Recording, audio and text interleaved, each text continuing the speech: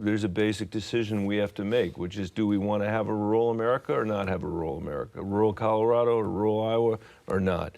And I've been on the Ag Committee for the last 10 years, and I believe strongly that we need to support rural America. And that means some very basic things, like making sure that we actually have hospitals and access to health care in rural areas, and that we're investing in that, understanding that they're never going to be as efficient as hospitals in more urban places because there are fewer people in rural areas.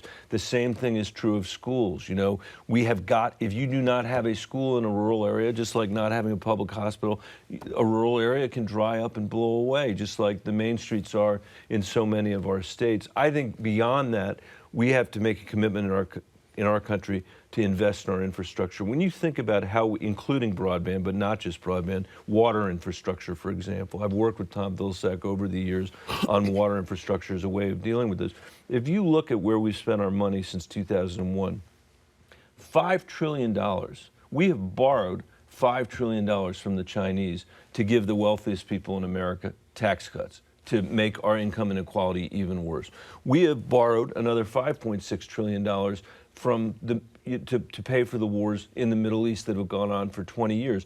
That's 11, 12, or 13 trillion dollars, some of which we could have invested in rural America to make sure they had the same broadband speeds as everybody else on the planet.